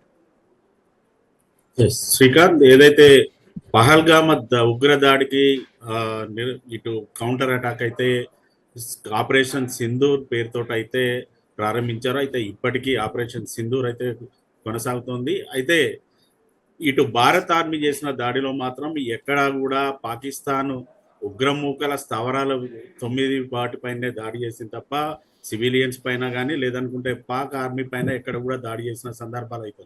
కానీ పాకిస్తాన్ మాత్రం ఉగ్రమూకలు తమ వాళ్ళుగా చెప్పుకుంటూనే ఈ రోజు అయితే ఇటు భారత్ పై అయితే మిసైళ్లతో పాటు డ్రోన్లతోటి, ఇటు జెట్ విమానాలతో అయితే దాడికైతే పాల్పడింది. ఎక్కడికక్కడిగానైతే భారత్ ఆర్మీ అయితే ప్రతిఘటించింది. మిసైళ్లతో పాటు జెట్ విమానాలని, డ్రోన్లను అయితే పూర్తి స్థాయిలో ఎక్కడికక్కడ నిర్వీర్యం చేసిన పరిస్థితులు అయితే మనం చూస్తున్నాము. అయితే ఇటు పాక్ చేసినటువంటి దాడిలకు నిరసన అయితే ఇటు భారత్ అయితే కౌంటర్ అటాక్ అయితే చేస్తోంది. ఇప్పటికే లాహోర్తో పాటు సియాల్కోట్ పై అయితే భారత్ ప్రతి దాడి కొనసాగుతుంది. ఇస్లామాబాద్ తో పాటు బహనౌలాపూర్లోను ఈ దాడులు అయితే కొనసాగిస్తున్న పరిస్థితులు. మరోవైపు ఐఎన్ఎస్ విక్రాంత్ నుంచి ఇటు డ్రోన్లు, మిసైల్ ప్రయోగం అయితే కొనసాగుతోంది. కరాచీ పోర్టుపై 1970 తర్వాత మళ్ళీ భారత సైన్యం అయితే కరాచీ పోర్టుపై దాడులు అయితే చేస్తోంది. 7 భారీ పేలుళ్లు పేలినట్టుగానైతే మనకు తెలుస్తుంది. కరాచీ పోర్టులో ఇప్పటికే 10 కార్గో నౌకలు అయితే పూర్తి స్థాయిలో ధ్వంసమయ్యాయి. అంతేకాకుండా ఇటు ఇస్లామాబాద్, కరాచీలో భారీ పేలుళ్లతో పాటు పేలుళ్లు పేలడంతో అయితే పాక్ ప్రధాని షెహబాజ్ అయితే పాక్ సైన్యం అయితే సురక్షిత ప్రాంతానికి తరలించిన పరిస్థితులు అయితే మనం చూస్తున్నాం. ఇప్పటికే ఇటు అమిత్ షా కూడా పూర్తి స్థాయిలో భారత సైన్యంతో అయితే ఎప్పటికప్పుడు అయితే చర్చలు అయితే చేస్తున్నారు. బార్డర్లో ఉన్న పరిస్థితులపై అయితే సమీక్షలు అయితే చేస్తున్న పరిస్థితులు అయితే ఉన్నాయి. మరోవైపు కరాచీ పోర్టులోనైతే భారీ పేలాయి. అంతేకాకుండా ఇటు పాకిస్తాన్ పై మరోసారి బలూచిస్తాన్ అయితే ఆర్మీ దాడి అయితే కొనసాగిస్తుంది. కెట్వా నగరంపై బలూచిస్తాన్ లిబరేషన్ ఆర్మీ దాడులు చేయడంతో అయితే పాకిస్తాన్ ఫ్రాంటియర్ కోర్ పై బిఎల్ఏ దాడులు కూడా కొనసాగుతున్న పరిస్థితులు అయితే ఉన్నాయి. దాదాపుగా ఈ రాత్రి పాకిస్తాన్ పూర్తి స్థాయిలో కాలరాత్రి అని కూడా మనం చెప్పచ్చు. దీంతో పాటు ఏదైతే పాక్ పై ఇటు విరుచుకుపడ్డ భారత త్రివిధ దళాలతో అయితే పాకిస్తాన్ పై భారత్ సైనిక చర్యనైతే లాహోర్ పైతో పాటు మిగతా ప్రాంతాలను అయితే కొనసాగుతున్న పరిస్థితులు అయితే ఉన్నాయి. మరోవైపు ఇటు జమ్మూ కాశ్మీర్లో కూడా పాక్ నుంచి వరుస దాడులు కొనసాగుతున్న నేపథ్యంలోనైతే ఇటు జమ్మూలో ఉన్నటువంటి ప్రజలనైతే ఇటు బంకర్లోకి సురక్షిత ప్రాంతాలకైతే తరలించారు భారత ఆర్మీ. ఖచ్చితంగా ఎవరు కూడా బయటికి రావద్దంటూ కూడా వారైతే చెప్తున్న పరిస్థితులు అయితే ఉన్నాయి. మరోవైపు ఇటు సరిహద్దుల్లో పూర్తి స్థాయిలో బాంబుల మూతం అవుతున్న నేపథ్యంలో అయితే ఏదైతే ఇటు రోడ్డు మార్గంలోనైతే పఠాన్కోట్ అయితే క్రికెటర్లను అయితే తరలించినట్టుగానైతే తెలుస్తుంది. ఈరోజు పంజాబ్ తో పాటు ఢిల్లీకి సంబంధించినటువంటి మ్యాచ్ అయితే నిలిపేసిన సందర్భాలు అయితే ఉన్నాయి. పూర్తి స్థాయిలో వారందరినీ కూడా పంజాబ్ ఢిల్లీ ఐపీఎల్ క్రికెటర్ల కోసం ప్రత్యేక రైళ్లు అయితే ఏర్పాటు చేశారు. ఈ ఉద్రిక్తల నేపథ్యంలో అయితే పఠాన్కోట్ నుంచి ఢిల్లీకి తరలించేందుకు వారిని తరలించేందుకు అయితే పూర్తి స్థాయిలో ప్రయత్నాలు అయితే చేస్తున్న పరిస్థితులు అయితే ఉన్నాయి. దాదాపుగా ఏదైతే ఇటు పాకిస్తాన్ అటాక్ చేయడం మొదలుపెట్టిన తర్వాత కూడా భారత్ కౌంటర్ అటాక్ అయితే చేస్తోంది. ఖచ్చితంగా ఈ రాత్రి పాకిస్తాన్ కి పూర్తి స్థాయిలో కాలరాత్రిగా మిగిలిన రామ్మోహన్ రావు గారు ఇప్పటికే అమెరికా విదేశాంగ కార్యదర్శి పాకిస్తాన్ ప్రధానితో మాట్లాడారు అన్నది ఒక వార్త తెలుస్తోంది. ఏమై ఉండొచ్చు, చర్చలు ఏం జరుగుతున్నాయి అన్నది ఒక పాయింట్ ఇక్కడ డిస్కస్ చేసుకోవాలి. ఎందుకంటే రెండు వైపుల నుంచి పాకిస్తాన్ కోలుకోలేనటువంటి దెబ్బలు పడుతున్నాయి. మనం చూడొచ్చు ఐ న్యూస్ స్క్రీన్ పైన 100 దీపావళి పండుగలు కలిస్తే ఎట్లా ఉంటుందో అట్లాంటి కౌంటర్ అటాక్స్ భారతదేశం ఇస్తోంది. Yes, we can see it. Pakistan తట్టుకోలేనటువంటి పరిస్థితుల్లోకి వెళ్ళిపోతోంది. అండ్ నౌషేరాలో కూడా 2 డ్రోన్లను ఇప్పటికే భారత వైమానిక రక్షణ దళాలు కూల్చేసినాయి. ఎక్కడికక్కడ డ్రోన్లను కూల్చేస్తోంది, ఎక్కడికక్కడ క్షిపణులను అడ్డుకుంటున్నటువంటి పరిస్థితి కూడా మనం స్పష్టంగా చూస్తున్నాం. ఇస్లామాబాద్ లో పాకిస్తాన్ ప్రధాని ఇంటి సమీపంలో ఒక భారీ పేలుడు జరిగింది. అది ఎక్కడి నుంచి అటాక్ అయింది, ఎక్కడి నుంచి పేలింది అన్నది కూడా ఇంకా అఫీషియల్ డిక్లరేషన్ రావాల్సినటువంటి అవసరం ఉంది. పాకిస్తాన్ ప్రధాని ఇల్లు వదిలిపెట్టి పారిపోయినటువంటి పరిస్థితి స్పష్టంగా కనిపిస్తోంది. అండ్ కరాచీలో ఇందాక మా కొలీగ్ శ్రీనివాస్ చెప్పినట్టు 1971 తర్వాత ఇప్పటి వరకు కరాచీ పోర్ట్ ను టచ్ చేయలేదు. For the first time after many years Karachi port ను టచ్ చేసాం. INS Vikrant is attacking. నౌకల్ని కూడా అక్కడ భారీగా ధ్వంసం చేస్తున్నది కూడా స్పష్టంగా కనిపిస్తోంది. సో సూర్యుడు ఉదయించే లోపు పాకిస్తాన్ అస్తమయం కాబోతోందా, పాకిస్తాన్ సరెండర్ కాబోతోందా, ఎట్లా చూడొచ్చు రామ్మోహన్ రావు గారు? టైమింగ్ ముఖ్యం శ్రీకాంత్ గారు. నా ఉద్దేశం అంటే ఆయుధాల వినియోగంలో కూడా టైమింగ్ ముఖ్యం. ఉదాహరణకు మన పురాణంలో పాశుపతాస్త్రం, బ్రహ్మాస్త్రం అన్నిటికన్నా పెద్దది. మనకు కూడా బ్రహ్మ క్షిపణి కూడా తయారు చేసుకున్నాం మనం. కనుక ఈ అస్త్రాలను ఉపయోగించడంలో మన వ్యూహం సరిగ్గా ఉంటది అంటున్నాడు. పాకిస్తాన్ ఇప్పటికి కూడా పిచ్చివాడి చేతిలో రాయలాగా వాడు ఏం చేస్తున్నారంటే మోర్తాడ్ నుంచి మొదలుకొని చిన్న మోర్తాడుల నుంచి మన పూంచులోను బారాములో జరిగింది అదే. అక్కడి నుంచి మొదలుకొని రకరకాల ఆయుధాలను ఉపయోగిస్తున్నారు. ఉదాహరణ చెప్పాలంటే మన చిన్నపిల్లలు పటాకులు తెచ్చుకుంటారు. ఏది మన దీపావళి అప్పుడు 1000 రూపాయల పటాకులు తెచ్చుకున్నవాడు గంటలో కాల్చేస్తాడు. ఈ బేల చూపులు చూస్తుంటారు అటు ఇటు. నిజమైన పొదుపరి ఏం చేస్తారంటే 500 రూపాయల పటాకులు తెచ్చుకున్నాడు, రాత్రి అంతా 2 రోజులు 3 రోజులు చేసి కార్తీక పుణ్యాన్ని కూడా దాచుకుంటాడు. ఇవి కూడా అన్ని ఆయుధాలను ఒకేసారి ఉపయోగించాలంటే పిచ్చితనం ఇంకోటి ఏం లేదు. ఆయుధాలను ఎప్పుడు ఉపయోగించాలంటే టైమింగ్ మనకు బాగా తెలుసు కనుక టైమింగ్ ప్రకారం ఉపయోగిస్తారని నేను అంటున్నాను. అంటే ఏ అస్త్రం వస్తే ఆ అస్త్రానికి వ్యతిరేకంగా ఏది ఉపయోగించాలని తెలిసిన వాడు మంచి యుద్ధనే తెలిసిన వాడు ఏం చేస్తున్నారు ఇప్పుడు పాతవి కొత్తవి మిగిలినవి పగిలిపోయి ఆఫ్ఘనిస్తాన్ వాడు విడిచిపెట్టినాయి వాడు ఉపయోగించి అన్ని మన మీద పడేస్తున్నారు ఇప్పుడు. అంటే అన్ని వాడితే ఏమైందంటే అన్ని అయిపోతాయి. చివరికి నా ఉద్దేశం నేను ఊహిస్తుంది ఏంటంటే ఈ రాత్రి కరాచీ పోర్టుతో సహా కొన్ని మన స్వాధీనంలోకి వచ్చే అవకాశం ఉందని నేను అనుకుంటున్నాను. ముందు ఊహని. కానీ మనం అప్రమత్తంగా ఉండకపోతే హైదరాబాద్ వైజాగ్ మనం కాపాడుకోవాలంటున్నాడు. ఇప్పుడు ఏం చేస్తారంటే మనం ఒక దిక్కు యుద్ధం చేస్తున్నాం. బెలూచిస్తాన్ అటుపక్క నుంచి ఎందుకు యాక్టివ్ అయిందంటే ఇటుపక్క యుద్ధం ఎక్కువైంది కనుక మనం కూడా ఆలోచించాలి. అంటే మనకు ఆర్డినెన్స్ ఫ్యాక్టరీ ఉంది శంకరపల్లిలో, అట్లాగే డిఆర్డిఎల్ ఉన్నాయి, ఇట్లాంటివి ఉన్నాయి కనుక హైదరాబాద్ కీలకమైన జోన్ 2లో. అందుకని మనం పెట్టింది జోన్ 2లో పెట్టింది దానికి. వైజాగ్ కూడా అంతే. పోర్ట్ నుంచి మొదలుకుంటే అంటే మనకు కరాచీ పోర్టు మనం స్వాధీనం మనం దాని మీద దాడులు చేస్తున్నాం. ఎందుకు వ్యూహాత్మకంగా అక్కడి నుంచి ఎలాంటి రవాణా జరగకుండా చూసే ప్రయత్నం చేస్తున్నాం. గతంలో లాహోర్ దాకా కొట్టి మనం వెనుకొచ్చాం. లాహోర్ దాకా కొట్టి అంతర్జాతీయ మనకు వెనుకొచ్చాం. ఇప్పుడు నేనేమో అర్ధరాత్రి 2 జరుగుతాయి అనుకుంటున్నాను. ఒకటేమో పూర్తిగా యుద్ధం అంతం కాదు, జరుగుతూనే ఉంటది. కానీ కొద్ది రోజుల లోపల మన సైన్యం ఆ సైన్యాన్ని తరుగుకొట్టుడే కాకుండా కొన్ని నగరాలనేమో అటు బెలిచిస్తాను స్వాధీనం చేసుకుంటారు. వాళ్ళ గట్టా నగరం దగ్గర కొట్టేసింది వాళ్ళు. ఇటుపక్క నుంచి మనం ఏం చేస్తామంటే రావల్పిండి గాని ఇస్లామాబాద్ గాని మన స్వాధీనం అయితే ఇక విజయకేతనం ఎగిరేసినట్టు లెక్క. అది అంత ఈజీ కాదు. ఊహ ఏంటంటే కొన్ని నగరాలు మన స్వాధీనంలోకి వచ్చే అవకాశం అయితే ఉంటుంది అనుకుంటున్నాను నేను. సైన్యంలో ఇప్పటికే చాలా మంది ప్రధానంగా సైన్యంలో ఉన్న భార్యలను పిల్లలను బ్రిటన్ తరలించాలి. లండన్ పోయింది చాలా మంది. అట్లాగే యుద్ధానికి వ్యతిరేకంగా ప్రజలు తయారవుతున్నారు, నాయకులు కూడా తయారవుతున్నారు. నాయకత్వానికి సైనిక పటాలకు మధ్య ఒక అంతర్యుద్ధం కొనసాగుతుంది. అనవసరంగా యుద్ధాన్ని మొదలు పెట్టుకున్నాం ఇప్పుడు ఎట్లా అనే ఒక ఆవేదన మొదలు అనుకుంటున్నాను. అంతిమంగా మనం ఇప్పుడు భారతదేశంలోని ప్రాంతాలను రక్షించుకోవాల్సిన బాధ్యత మన మీద ఉన్నది. మనం అంత బేలగా లేం కానీ కొన్ని ప్రాంతాలను మనం దగ్గరగా ఉన్న ప్రాంతాలను ఎప్పటికప్పుడు బ్లాక్అవుట్ చేయడం కానీ రకరకాల వ్యూహాలు మనం పడుతున్నాం. ఆ వాటిల్లో ఎప్పటికప్పుడు మోసపుచ్చడానికి కూడా కొన్నిసార్లు చేస్తారు. మనకు జగన్మోహన్ గారు చెప్పాలి, కొన్ని నగరాలను కూడా సృష్టించుకుంటాం మనం. అంటే లైటింగ్ మొత్తం వ్యవస్థలు చూసుకొని అవి కూడా మనకి ఏర్పాట్లు ఉన్నాయి. అంతర్గతంగా మనకు చెప్పరు కానీ యుద్ధ వ్యూహాల్లో మనకు ఎప్పుడు కూడా 10% మనకు బయట తెలుస్తాయి. 90% యుద్ధ వ్యూహం అంతా కూడా సైనికుల దగ్గర ఉంటది. అది ప్రధానమంత్రికి ముఖ్య సలహాదారులకు మాత్రమే తెలుస్తుంది కానీ మిగతా వాళ్ళకి తెలియకపోవచ్చు. కనుక ఏదైనా సరే కాలరాత్రి ఈ రాత్రి మారకపోవచ్చు కానీ ఈ 2-3 రోజుల్లో మంచి రిజల్ట్స్ వస్తాయి. పాకిస్తాన్ కు మూడు తోడుకో జవాబు దేపే అన్నట్టు మనకు అవుతుంది. ఖచ్చితంగా పాకిస్తాన్ అనేది నామరూపాలు లేకుంటే భౌగోళికంగా మనం ఏం నష్టం చేస్తాం కానీ ప్రజలు మారతారు. ఇప్పటికైనా సరే యుద్ధకాంక్ష వీడాలి అని మానవ బాంబులాగా తయారైన, అంటే ప్రపంచానికే మానవ బాంబులాగా తయారైన పాకిస్తాన్ కు పనిమట్టడానికి ఇది సరైన సమయమే నేను అంటున్నాను. మస్తానరావు గారు, మస్తానరావు గారు, పాకిస్తాన్ వక్రబుద్ధి మార్చుకోవడానికి, పాకిస్తాన్ వక్రబుద్ధి మారడానికి ఇదొక సరైనటువంటి సమయం. దీన్ని పాజిటివ్ గా తీసుకొని శరణు కోరి స్నేహాస్తం ఇస్తే పాకిస్తాన్కు ఉండేటువంటి పరిస్థితి వేరు. అని మొదట్లో మనం మాట్లాడుకున్నట్టు ఒకవేళ పాకిస్తాన్ శరణు కోరాలంటే, పాకిస్తాన్ స్నేహాస్తం ఇవ్వాలంటే Pakistan should take an action about terrorism. Pakistan భూభాగంలో ఉన్న టెర్రరిస్ట్ క్యాంపులను భారతదేశం డిస్ట్రాయ్ చేసింది, వాటిని పాకిస్తాన్ అంగీకరించాలి. అండ్ పాకిస్తాన్లో టెర్రరిస్టులను అరెస్ట్ చేయాలి. టెర్రరిజానికి పాకిస్తాన్కు సంబంధం లేదని ప్రూవ్ చేయాలి. అవన్నీ ప్రూవ్ చేస్తేనే పాకిస్తాన్కి ఏమైనా భూమి మీద నూకలు చెల్తాయేమో. బట్ పాకిస్తాన్ అట్లాంటి యాక్టివిటీస్ కి దిగుతుందా?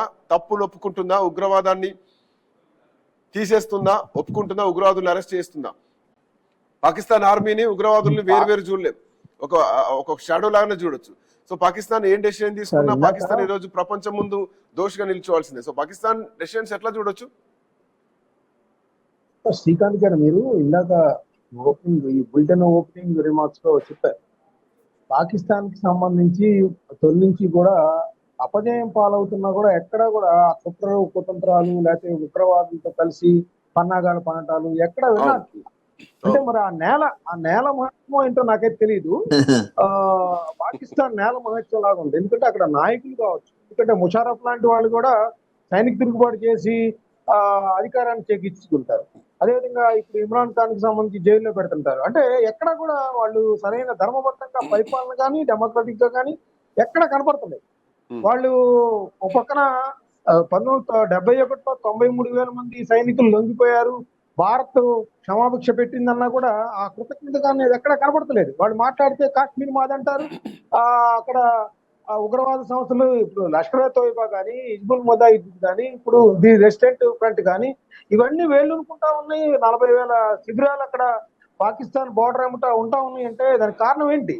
అంటే వాళ్ళు ఇంకా ఏదో సాధిద్దాం అంటే ఎంత అపజయాల పాలైనా వాళ్ళకి ఏ బుద్ధి మార్చుకోవట్లేదు అంటానికి అక్కడ ఉదాహరణగా కనిపిస్తా ఉంది. ఇప్పుడు చూడండి, ఇవాళ మనకి క్వెట్టా దగ్గర నుంచి లాహోరు, ఇస్లామాబాదు, కరాచీ, ఫైసలాబాదు అన్ని దాదాపు ప్రధానమైన నగరాలన్నింటినీ కూడా కొట్టేస్తా ఉన్నారు. ఒక పక్కన కరాచీకి సంబంధించి ఇప్పుడు కనుక నిజంగా ఇప్పుడు అతిపెద్ద ఆదాయం ఇచ్చేది ఏదైనా ఉందంటే పాకిస్తాన్ కి సంబంధించి కరాచీ పోర్టు. ఆ పోర్టు ఇప్పుడు రీసెంట్ గా అయితే బాగా డెవలప్ చేశారు, బాగా అంతర్జాతీయంగా వాళ్ళు ఎగుమతులకు సంబంధించి కానీ అంతా ప్రిపేర్ అవుతున్న పరిస్థితి. ఇప్పుడు అది కోల్పోయింది. అంతేనే కదా పార్లమెంట్ లో సభ్యులు కూడా ఇప్పుడు మనం అంత శక్తివంతమైన భారత్ తో పెట్టుకుంటే మనం బతకలేము, మన దేవుణ్ణి ప్రార్థిస్తాం తప్పితే వాళ్ళ సైనికుల మీద కానీ ప్రజలు వాళ్ళ నాయకుల మీద కానీ నమ్మకం లేదని పార్లమెంట్ లో సాక్షాత్ చెప్పిన పరిస్థితి ఉంది. వాళ్ళు మంత్రులు మాట్లాడిన మాటలు లేకపోతే ఎవరైనా ఏదైనా శక్తివంతంగా ఉంటే సైలెంట్ గా పని కానిస్తారు. వాళ్ళకి ఇవాళ మన భాషలో చెప్పాలంటే వాళ్ళకి శివరాత్రి జరుగుతోంది. శివరాత్రి వాళ్ళకి కాలరాత్రి ఎలా ఉంటుందో మనకైతే జాగారం చేసి ఆధ్యాత్మికంగా ఉంటాం, వాళ్ళకి కాలరాత్రిగా మారుతుంది. మనకేమో దీపావళి చేస్తాం వాళ్ళకి వెళ్ళి. కరాచీ, ఇస్లామాబాద్, లాహోరు మొత్తం దీపావళి. అంటే నేను అనేది ఏంటంటే ఇన్ని చేస్తే ఏకాగ్రగా చేస్తున్నారు, ఆర్థిక వనరులు దెబ్బ కొడుతున్నారు, ఓ పక్కన అప్పులు పుట్టకుండా చేస్తున్నారు, దౌత్యపరంగా ఐక్యరాజ్య సమితి పరంగా అన్ని ముసురుకున్నా కూడా దానికి ఏమాత్రం వాళ్ళ నాయకులు ప్రధానమంత్రి కానీ వాళ్ళ మంత్రులు కానీ ఎవరు కూడా అది ఎక్కడ కూడా ముందు చూపు వ్యవహరించిన దాఖలాలు కనిపించట్లేదు. వాళ్ళు ఇప్పటికీ కూడా ఏదో ఒక వాళ్ళ దగ్గర ఉన్న తుప్పుపట్టిని అన్ని కలిపి ఏదో కాసేపు వాడుకున్న తర్వాత రేపొద్దున బేరమాడే శక్తి కోసం, అంటే ఇప్పుడు మన అమెరికా భద్రతా సలహాదారు ఆ రూబియో చెప్పాడు, మేము కూడా మధ్యవర్తిత్వం వహిస్తామని. అంటే రేపొద్దున ఏమన్నా మధ్యవర్తిత్వం వహించాలంటే కొంత బేరమాడే శక్తి ఉండాలి. కాబట్టి ఇంకో మేము కూడా పోరాడాం, మేము కూడా చేసాము అని ఏదో చెప్పుకుంటానికి ఏదో చేస్తున్నట్టు తప్పితే ఖచ్చితంగా రేపు 2-3 రోజుల కల్లా ఖచ్చితంగా ఇదే విధంగా కనుక నరేంద్ర మోడీ గారు కానీ, ఎందుకంటే ఇప్పుడు ఎవరు నిద్రపోవట్లేదు. ఇప్పుడు రాజ్నాథ్ సింగ్ గారు కూడా త్రివిధ దళాలతో ఇప్పుడు మీట్ అయ్యి అంతా వ్యూహం పొందుతా ఉన్నారు. ఓ పక్కన అజిత్ దోబాలు, నరేంద్ర మోడీ గారు, ఓ పక్కన జైశంకర్ గారు, అదేవిధంగా అమిత్ షా గారు, ఇప్పుడు వీళ్ళందరూ వ్యూహం పొందుతున్న నేపథ్యంలో ఇదే విధమైన టెంపోని కనుక కొనసాగించి ఇదే విధంగా అన్ని నగరాలని కనుక ముప్పేట కనుక మనం దాడి చేసినట్టయితే ఖచ్చితంగా పాకిస్తాన్ కాళ్ళ బేరానికి వస్తుంది. ఎందుకంటే అక్కడ ప్రజలు కానీ సైనికులు కానీ యుద్ధం చేసే మూడ్లో లేరు. ఓ పక్కన ఆర్థికంగా బలహీనపడిపోయి ఉంది, ద్రవ్యోల్బణం పెరిగిపోయి ఉంది, ఆహార భద్రత సమస్య వస్తుంది అక్కడ. ఇవన్నీ నేపథ్యంలో ఖచ్చితంగా పాకిస్తాన్ శరణ్ చూస్తుంది. ఇప్పుడు అయితే గీతే తుర్కియా కానీ లేదా లోపాయికారిగా చైనా కానీ, ఎందుకంటే చైనా అంతకు ముందులాగా భారతదేశం మీద వచ్చే పరిస్థితి లేదు. ఇక భారతదేశంలో చైనాకి ప్రధాన మార్కెట్ గా మన భారతదేశం ఉంది కాబట్టి చైనా కూడా అంతకు ముందులాగా దుందుడుగా భారత్ పట్ల వ్యవహరించే పరిస్థితి కూడా లేదు. సో పాకిస్తాన్ పరిస్థితి ఏంటంటే ఇప్పుడు ఒసామా బిన్ లాడెన్ అక్కడ ఉంటే అమెరికా వచ్చేసి ఆ సార్వభౌమాధికారం ఎక్కడుందో నాకైతే తెలియదు. ఎందుకంటే డైరెక్ట్ గా వాళ్ళు హెలికాప్టర్ లో వచ్చేసి వాళ్ళ పని కట్టుకొని వెళ్ళిపోయారు. మరి వేరే దేశం వచ్చేసేసి వాళ్ళు అక్కడ దాడి చేస్తా ఉంటే వాళ్ళ రాడర్ వ్యవస్థ ఏమైంది, లేదా మనం బాల్కోట్ లో వెళ్ళి దాడి చేసినా, లేదంటే మనకి ఒకటి ప్రమాదం శాతం ఒక చెప్పని మనం అటువైపు 100 కిలోమీటర్లు వెళ్ళి పడినా కూడా ఎక్కడా కూడా ఎలక్ట్నెస్ లేదు పాకిస్తాన్ లో. ఇప్పుడు మనం నిన్న మనం వెళ్ళి 9 స్థావరాల మీద కొడతా ఉన్నా కూడా ఎక్కడా కూడా వాళ్ళకున్న, ఇప్పుడు మనమైతే వాళ్ళు డ్రోన్లు కానీ క్షిపణులు కానీ మోటార్లు కానీ చేస్తా ఉంటే ఎక్కడెక్కడ తిప్పు కొడతా ఉన్నాం. అవి అసలు మధ్యలోనే దారిలోనే వాటిని ఫెయిల్ చేస్తున్న పరిస్థితి ఉంది. అది పాకిస్తాన్ లో ఎప్పుడూ కనపడతలేదు. ఇలాంటి పరిస్థితుల్లో ఖచ్చితంగా పాకిస్తాన్ కొన్ని రోజుల్లోనే ఇదే విధమైన టెంపో కనుక భారత్ కొనసాగిస్తే ఖచ్చితంగా ఆ కాళ్ళ బేరానికి వచ్చే అవకాశం అయితే నాకైతే కనిపిస్తుంది. మసనోరు ఖచ్చితంగా పాకిస్తాన్ కాళ్ళ బేరానికి వస్తుందా, కాళ్ళు ఇరగొట్టుకుంటుందా అన్నది ఈ రాత్రికి తేలిపోతుంది. ముందు నొయ్యి వెనక గొయ్యి అన్నది ఒక సామెత ఉంటది. ఆ సామెత ఇప్పుడు కనిపిస్తోంది. ఆ నొయ్యి గొయ్యి మధ్యలో పాకిస్తాన్ ప్రధాని బంకర్ లో దాచుకున్నది స్పష్టంగా కనిపిస్తోంది. అటు బెలూచిస్తాన్ ఆర్మీ ఇప్పటికే పాకిస్తాన్ ఆర్మీ మీద దాడులు చేస్తోంది. పాకిస్తాన్ ప్రధానమంత్రి ఇంటి ఆవరణకు దగ్గరలో 10-20 కిలోమీటర్ల దూరంలో బాంబులు వెళ్తున్నాయి. భారతదేశం ఈజీగా వెళ్ళి కొట్టొచ్చేటువంటి ధైర్యం ఉంది. ఆల్రెడీ కొట్టొచ్చేసినాం. పాకిస్తాన్ భూభాగం ఉన్నటువంటి ఉగ్రవాద స్థావరాలనే కొట్టొచ్చేసినాం.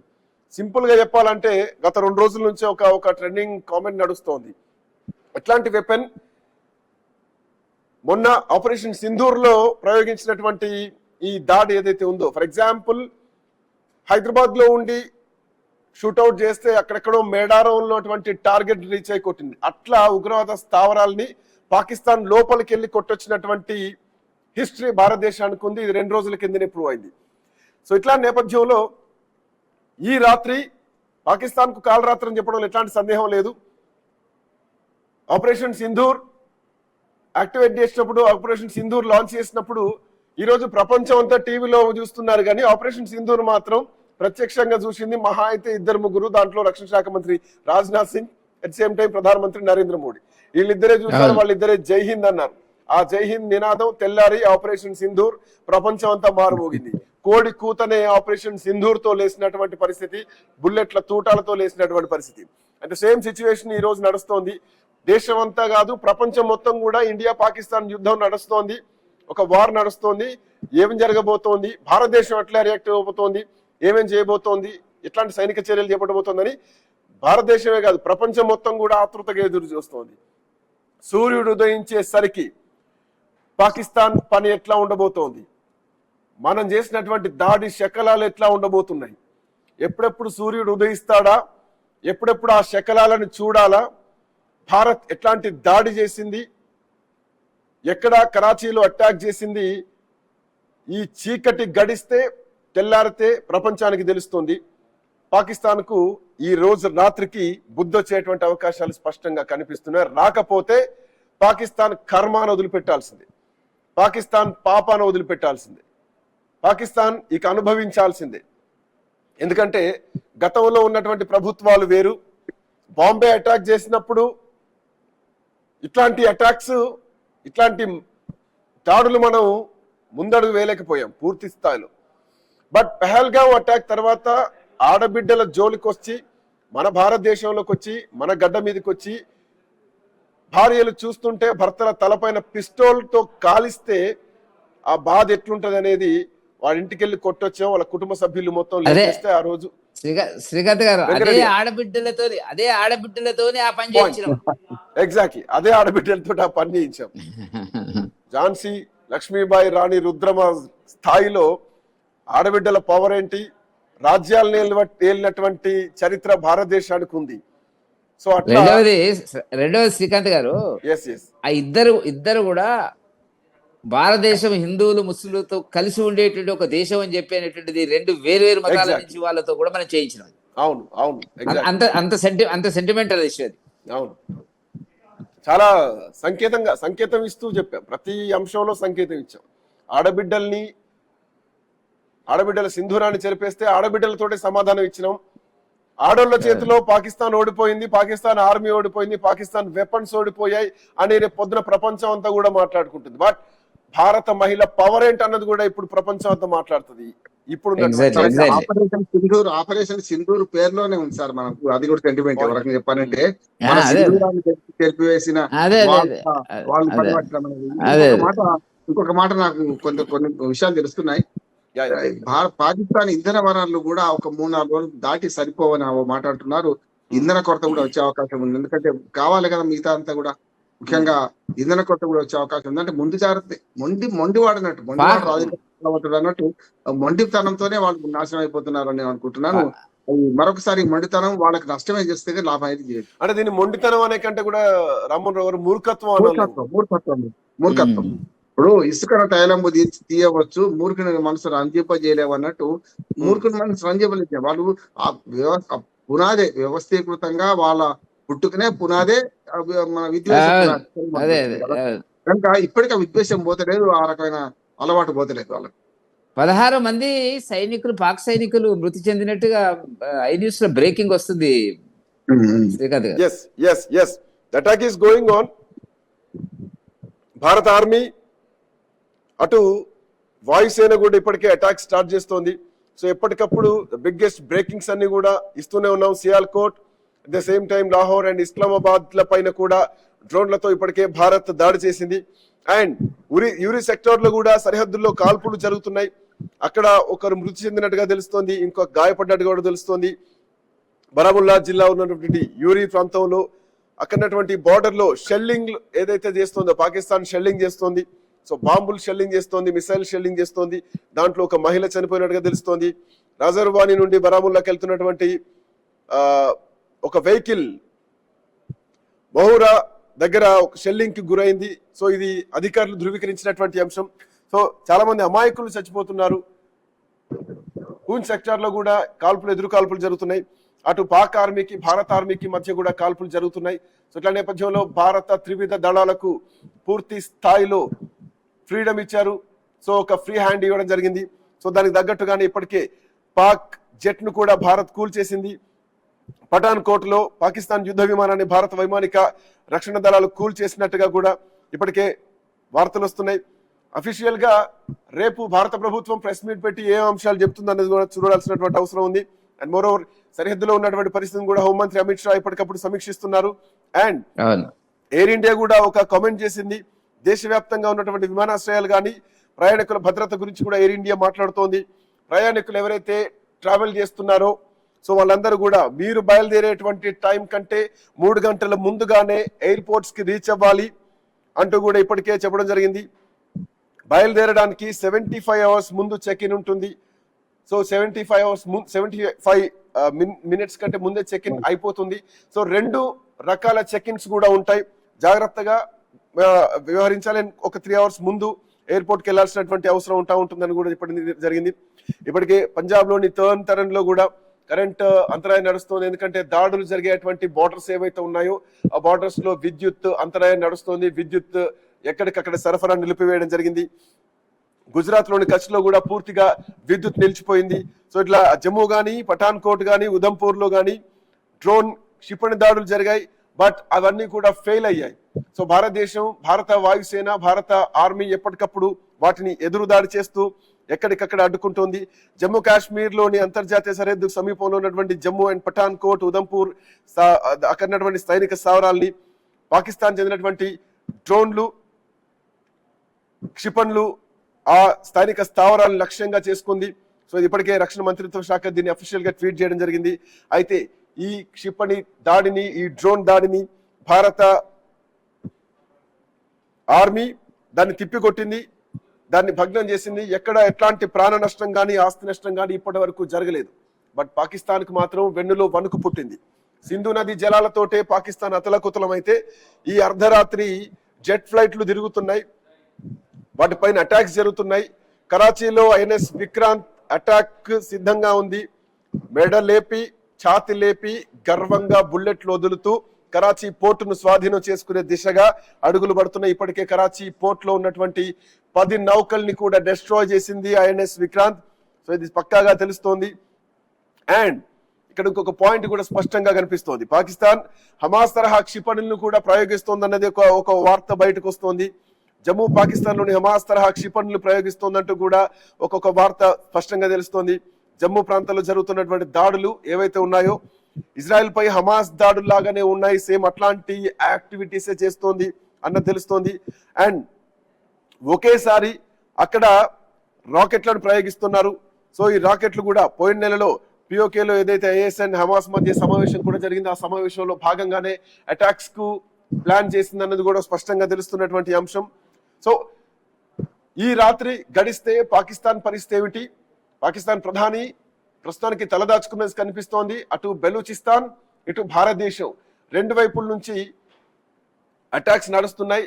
భారతదేశం చేస్తున్నటువంటి అటాక్ కంప్లీట్లీ భారత్ పైన చేసినటువంటి దాడికి ప్రతిచర్యగా అటాక్ చేస్తోంది. ఇక ఇదే సమయం అనుకొని, ఇదే సందనుకొని బెలూచిస్తాన్ కూడా టైం చూసుకొని, అదును చూసుకొని దిగింది. శత్రువుహీనం భారతదేశం చేస్తే శత్రువు మిత్రు అన్నట్టు బెలూచిస్తాన్ కూడా సమయం చూసుకొని పాకిస్తాన్ దెబ్బ కొడుతోంది. పాకిస్తాన్ ఆర్మీ పైన ఇప్పటికే దాడులు వేస్తోంది. కొంతమంది సైనికులను కూడా చంపినట్టు స్పష్టంగా తెలుస్తోంది బెలూచిస్తాన్ ఆర్మీ. తాలిబాన్లది కూడా కొంత ప్రభావం ఉంటుంది శ్రీకాంత్ గారు.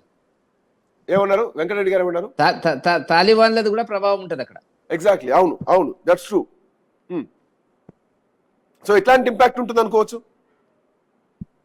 ఇప్పుడు వాస్తవానికి ఏంటంటే అక్కడ ఈ పాకిస్తాన్ పాలన మీద ఆల్మోస్ట్ ప్రధానమంత్రి ఉన్నప్పుడు కూడా అది ఎలక్టెడ్ ప్రధానమంత్రి కాదు. ఇప్పుడు మీరు అన్నట్టుగా ఏంటంటే ఇమ్రాన్ ఖాన్ ను తొలగించి వీళ్ళ సైన్యం ఆధిపత్యంలో, ఎందుకంటే మనకున్న సమాచారం మేరకు ఇంతకుముందు మనం మాట్లాడుకున్నట్టుగా ఈ ఆర్మీలో చాలా మందికి రాజకీయాలు ఉన్నాయి, బిజినెస్ ఉన్నాయి. దీని కోణంలో అంటే ఆర్మీ ఇప్పుడు మన దగ్గర ఉన్నట్టుగా ఒక సిస్టమేటిక్ గా ఒక నీతి నియమాలతోని కమిట్మెంట్ తో ఉన్నటువంటి ఆర్మీ కాదు పాకిస్తాన్ కి సంబంధించినటువంటిది. వాళ్ళు ఏంటంటే అన్ని బిజినెస్ చేస్తారు, రాజకీయాలు జోక్యం చేసుకుంటారు. కాబట్టి దాంట్లో రియల్ ఎస్టేట్, నేను చదివింది ఏంటంటే ఆర్మీకి సంబంధించినటువంటి చాలా మంది నాయకులు రియల్ ఎస్టేట్ లో ఉంటుంది. వాళ్ళకు ఉండేటువంటి అవలక్షణాలన్నీ కూడా అక్కడ ఉన్నాయి. దీంట్లో ఏంటంటే అక్కడ ఈ రాజకీయంగా అస్థిరంగా ఉన్నటువంటిది ఒకటి, ఎవరి అవసరాలు వాళ్ళకు తీరుతున్నటువంటి పరిస్థితి. ఎందుకంటే వాళ్ళ యొక్క స్వభావమే అది. ఆ కోణంలో దాన్ని ఎన్నిసార్లు జరిగింది ఇప్పుడు చూడండి మీరు, ఆయిబ్ ఖాన్ దగ్గర నుంచి భుట్టో గారి దగ్గర నుంచి ఇప్పుడు ఒక 5-6 సార్లు సైనిక చర్యతో వాళ్ళ అధికారంలోకి వచ్చినటువంటి పరిస్థితి కనపడుతుంది. కాబట్టి చాలా కాలం తర్వాత ఇమ్రాన్ ఖాన్ ప్రజాస్వామ్య పద్ధతిలో గెలిచిన తర్వాత కూడా అతన్ని జైల్లో పెట్టి మళ్ళీ ఇప్పుడు అతనితో చర్చలు పెట్టేటువంటి పరిస్థితికి రావడం అనేటువంటిది వాళ్ళు మాట్లాడుతుంది. వాళ్ళ భార్య మాట్లాడింది. ఎట్లా వచ్చినారు ఇప్పుడు లాహోర్ దాకా భారత్ సంబంధించినటువంటి ఈ అటాక్ ఎట్లా జరుగుతుందో చెప్పండి సమాధానం అనేటువంటిది కూడా వాళ్ళు అంటున్నటువంటి పరిస్థితి. కాబట్టి వాళ్ళకు సలహాదారులు ఎవరు ఏంది అనేటువంటిది రాత్రికి చాలా మార్పులు కనపడతాయి. ఇప్పుడు అంతర్జాతీయంగా కూడా ఒత్తిడి పెరుగుతుంది. ఎక్కడో దగ్గర మీరు ఆగాలి అనేటువంటి పరిస్థితి వస్తుంది. ఇప్పుడు మనమేమో ఇక విరుచుకపడుతున్నాం, ఇక ఏదో తాడో తేడో పేడో తెరచాలనే పద్ధతిలో మనం కొంత సమయం పాటించినప్పుడు కూడా అంతర్జాతీయ సమాజము, ఆ దేశాలు కొద్దిగా ఎందుకండి మీకు కొంత మీకు ఉండేటువంటి విలువలు వేరు, భారతదేశానికి పాకిస్తాన్కి ఉండేటువంటి ఆలోచనలు వేరు అనేటువంటి అభిప్రాయాలు ఉన్నప్పుడు కూడా ఇక మనం కూడా ఆ స్థాయి దాటి ఇక మన రక్షణ కోసం మన కోసం చేయాల్సిన పరిస్థితి ఏర్పడదు. కాబట్టి మీరన్నట్టుగా ఇటు అటు తేల్చే పరిస్థితే కనపడుతుంది. శ్రీకాంత్ గారు ఇంకొక మాట కూడా, ఎందుకంటే ఇప్పటిదాకా ఎప్పుడైనా శత్రుశేషం రుణశేషం ఉంచుకోవద్దు. మనం ఏం చేద్దాం, పక్కలో బలిలాగా ప్రతిసారి మనం గెలుస్తూ మనం వాళ్ళకు కరుణ చూపెడుతున్నాం. నా ఉద్దేశం ఇప్పటిదాకా పడగ మీద పాకిస్తాన్ పడగ మీద కొట్టలేం మనం ఇప్పటికి కూడా. ఇప్పుడేమో ఆర్థిక దౌత్య పరంగా సామాజిక పరంగా మనం వాళ్ళని వెలివేస్తున్నాం, కానీ ఇప్పుడు కొట్టాల్సింది పడగ మీద అంటున్నాం. గతంలో ఇప్పటిదాకా తోకతో ఆడుతున్నాం, తోకతో రకరకాలు చేస్తాం, కానీ ఇప్పుడు అవసరమైన అంటే దెబ్బ మీద దెబ్బ పడితే తప్ప ఈ పాకిస్తాన్ పీచ మనచలేం మనం. అది కావాల్సిందే అంటున్నాడు. ఇప్పుడు అంటే యుద్ధం మొదలైంది. ఇక యుద్ధం మొదలు కాకముందు అన్ని ఆలోచించినాం, రకరకాల ఈ మీనమేషాలు లెక్కించేది లేదు. ఇది జరిగిన ఇప్పుడు అడుగు పెట్టినాక మళ్ళీ పట్టరాదు పట్టు విడవరాదు అన్నట్టు ఈ దశలోనే పూర్తి స్థాయిలో పాకిస్తాన్ గెలిస్తే అంతర్జాతీయ సమాజం చెప్పినట్టు రేపు వినడానికి ఉంటది.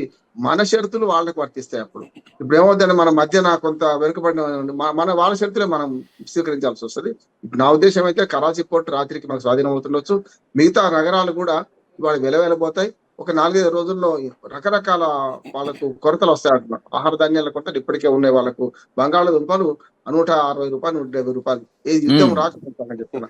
యుద్ధం వచ్చిన తర్వాత పాలు నీళ్లు కూడా కొనుక్కోలేనటువంటి పరిస్థితిలోకి పాలు 240 రూపాయల నుంచి లీటర్ పాలు ఉన్నాయి వాళ్ళ దగ్గర ఇప్పుడు. అంతే. ఇవన్నీ కనుక చూస్తే ప్రజల్లో కూడా తీవ్రమైన వ్యతిరేకత వస్తుంది. రామ్మోహన్ గారు ఎప్పుడో రావాల్సింది ఎందుకో మరి ఇన్ని బాధలు అనుభవిస్తూ ఇంకా మళ్ళీ ఆ కూటమి ఎందుకుంటారో అర్థమవుతలేదు. కానీ ప్రజలు కూడా మనలాగా తిరగబడతాయి. మనకు చిన్న సంఘటన జరిగితే మన దగ్గర పాలకుల్ని బట్టి బహుశా ప్రజలు ఉంటారేమో. సో పాలకులు ఒక మైకంలో పెట్టి ప్రజల్ని పాలిస్తా ఉన్నారు. సో గతం నుంచి అట్లాంటి పరిస్థితి ఉంది కాబట్టి మేబీ ప్రజల నుంచి కూడా అంత భారీగా ఎక్స్పెక్ట్ చేయాల్సినటువంటి అవకాశం లేవు. ఒకవేళ అదే ఎక్స్పెక్టేషన్స్ మనం బెలూచిస్తాన్ నుంచి చూడొచ్చు. వెంకట్ గారు పర్మిషన్, ఇప్పుడు వెంకటరెడ్డి గారు, రామ్మోహన్ రావు గారు చాలా కేటగారికలీ కొన్ని ఆస్పెక్ట్స్ చెప్పకుండా చెప్తానే ఉన్నారు.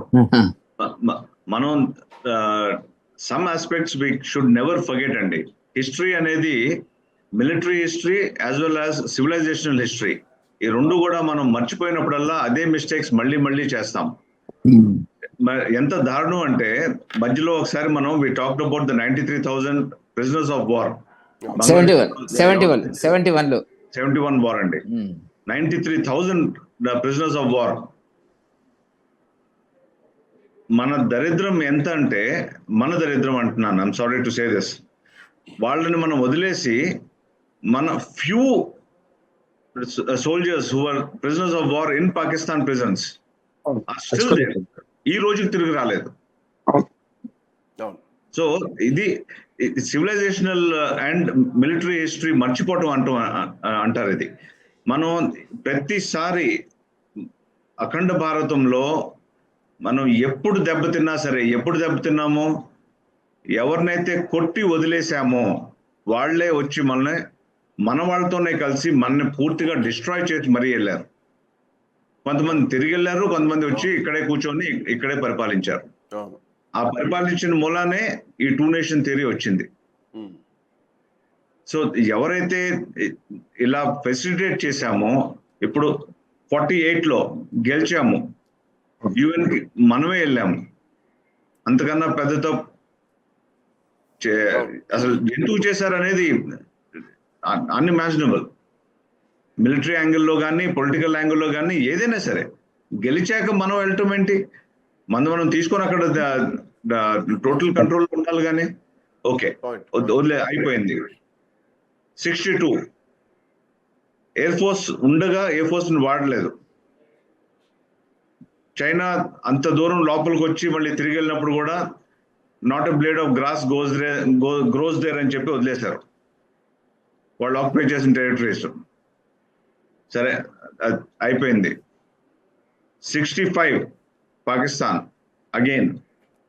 71 east Pakistan, west Pakistan, creation of a new nation.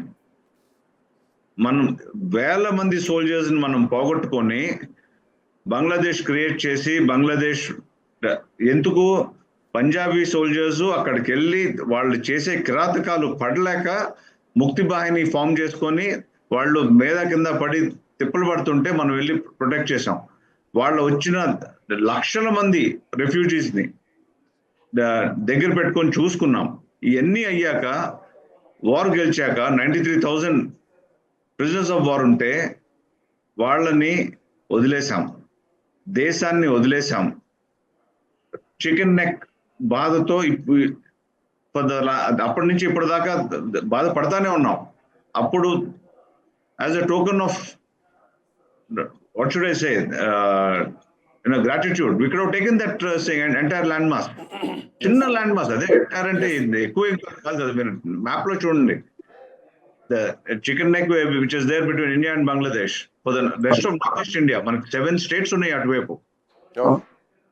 Anyway, so అది ఇవన్నీ కూడా ఈసారి whatever we do we should be very very emphatic. మధ్యలో ఆగి ఏదో సాధించి ఏదో వదిలేసుకొని మళ్ళీ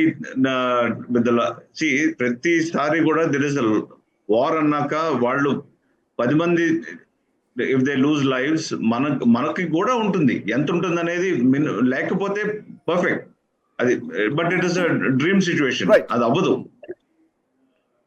సో జగన్మోహన్ గారు అన్నట్లు శ్రీకాంత్ గారు అతి మంచితనం కూడా పనికిరాదు సార్. అతి మంచితనంతో పోయినాం. ఇప్పుడు గతజాల సేతుబంధనమే కానీ వారు చెప్పింది చాలా కరెక్ట్. ప్రతిసారి కూడా అతి మంచితనంతో పోయినాం. మన మంచితనం పనికిరాలి. ఉపకారికి ఉపకారం చేయమంటే ఉపకారికి అపకారం చేస్తుంది బంగ్లాదేశ్ వాళ్ళ మొత్తం అంతా చూస్తున్నాం కదా మనం. ఆ యూసుఫ్ అనే వాడికి ఏం తెలివి ఉంది, ఆడెప్పుడో సహకార రంగంలో బాగా పనిచేసి నేను కూడా మెచ్చుకున్నా, ఆర్టికల్స్ కూడా రాసిన. కానీ సమస్య ఏంటంటే ఏ మాత్రం తెలివి లేదు. తనను కూర్చొని పెట్టుకున్నారు. ఇవాళ అంతర్యుద్ధం అక్కడ జరుగుతున్నది. అంటే బంగ్లాదేశ్ కూడా ముజిబుర్ రెహమాన్ ను ఇవాళ ఆనాడు మనం గుర్తుంచుకున్నారు. వారు ఆ తర్వాత హసీనా కూడా అవినీతి పరులైనా సరే కొంతవరకు భారత్ తోని సత్సంబంధాలు కొనసాగించారు. ఇప్పుడు బంగ్లాదేశ్ పరిస్థితి అదే కదా మనకు ఓ రకంగా చెప్పండి. అందుకని పాకిస్తాన్ ప్రభుత్వం బంగ్లాదేశ్ సైనికులతో కూడా మాట్లాడిన సందర్భం ఉంది. ఇప్పుడు మీరు కూడా తిరగబడండి, ఇటు పక్క నుంచి నరుకురండి అని. ఇప్పుడు ఏమైంది అంటే వాళ్ళు చెప్పిన మంత్రమే వాళ్ళకే పనిచేస్తుంది. వాళ్ళ చెప్పిన మంత్రం బెలూచిస్తాన్ నుంచి వాళ్ళకి శత్రువులు ఎదురైనారు. బంగ్లాదేశ్ మన ముందుకు రాలే కానీ వాళ్ళ అంతర్గత కలహాల్లో వాళ్ళ అంతర్గత మన కుమ్మిలాట్లో వాళ్ళు ఉన్నారు. బంగ్లాదేశ్ రాలే మనకు, కానీ అటుపక్కన మాత్రం బెలూచిస్తాన్ మాత్రం వాళ్ళకి తగిన బుద్ధి చెప్తుంది. తప్పుడు ఆలోచనలు చేసేవాడికి తప్పుడు మార్గాలే దొరికితే ఆ తప్పుడు మార్గాలు పోయినాడు ఎప్పుడైనా బొందలు పడతారని నేను అంటున్నాను. కానీ అతి మంచితనం కూడా మనకు పనికిరాదు. జగన్మోహన్ గారితో పూర్తిగా ఏకీపిస్తున్నాను. అతి మంచితనం కూడా మనకు పనికిరాదు అంటున్నాను. ఇప్పుడైనా సరే తోక మీద కొట్టడం కాదు, పరగ మీద కొట్టాలి. కొట్టే దెబ్బేందో అబ్బా అన్నట్టు ఉండాలి.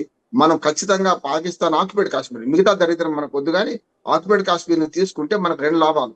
ఒకటి, సరిహద్దు జరుగుతుంది. అంటే ఇప్పటిదాకా వాళ్ళు దొంగ దెబ్బ ఎట్లా తీస్తున్నారు? ముజఫరాబాద్ మనకి ఆఫీసర్ రాజధాని వాళ్ళకు, ముజఫరాబాద్ మనకు 170 కిలోమీటర్లు శ్రీనగర్ నుంచి. అట్లా చూసుకుంటే ముజఫరాబాద్ కనుక మన స్వాధీనం వస్తే చాలా సమస్యల పరిష్కారం దొరుకుతుంది. పాకిస్తాన్ లైన్ ఆఫ్ కంట్రోల్ పోతుంది. అప్పటిగా ఎక్కడైతే వాళ్ళు పాకిస్తాన్ మన దేశంగా పంచిచ్చినామో అక్కడి నుంచే వాళ్ళు ఉంటారు కనుక అప్పుడు ఆ భయంతో ఉంటారు. మనకు కూడా మనకి ఏమైంది అంటే మన దూరం సరే జరగడం వల్ల మనకు పూంచు, బారాముల్లా ఇప్పుడు అది రోజు బాధపడుతున్నాం కదా, అది దూరం అవుతాయి. అంటే వాళ్ళ టార్గెట్స్ కూడా దూరంగా జరుగుతాయి కనుక మనం యుద్ధ పరంగా ముఖ్యంగా జియో పాలిటిక్స్ లో స్పష్టంగా జియో పాలిటిక్స్ వాళ్ళ ప్రధాన పాత్ర వహిస్తున్నాయి.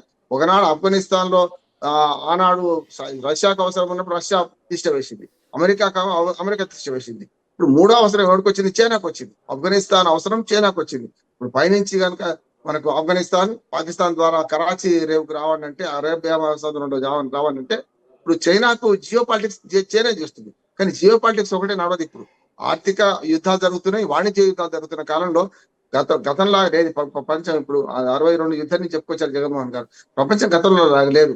ఇవాళ ఫినిష్ చేయడానికి రోజులు కూడా పట్టకపోవచ్చు, నెలలు పట్టకపోవచ్చు. కానీ నేనేమంటానంటే జియో పాలిటిక్స్ నుంచి మెల్లగా ఈ పాలిటిక్స్ కు, ఆర్థిక వాణిజ్య పాలిటిక్స్ వచ్చినాం కనుక చైనా ఖచ్చితంగా మన వైపు తిరగకపోయినా పాకిస్తాన్ వైపు దిగైతే యుద్ధం చేయదని నేను అనుకుంటున్నాను. చైనా బలం చూసుకొని పాకిస్తాన్ పోతుంది. పాకిస్తాన్ కు శృంగభంగమే అవుతుంది. ఏది చైనా చూసుకోకపోతే అతి త్వరలో ఆయుధాలు అయిపోతాయి, ఇంధనం అయిపోతుంది, ఆహార కొరత వస్తుంది. మనలాంటి దేశం పెద్ద దేశమే కొన్నిసార్లు యుద్ధ భయంతో యుద్ధం చేసిన ప్రతిసారి కూడా మనం యుద్ధం ట్యాక్స్ వేసినా మనం బంగ్లాదేశ్ యుద్ధం తర్వాత కూడా యుద్ధ ట్యాక్స్, కార్గిల్ యుద్ధాన్ని చేయలే కానీ బంగ్లాదేశ్ 71 తర్వాత నాకు తెలుసు, నేను అప్పుడు మా యువకుడిని కనుక చెప్తున్నాను, తప్పనిసరి మనం ట్యాక్స్ ని భరించినాం.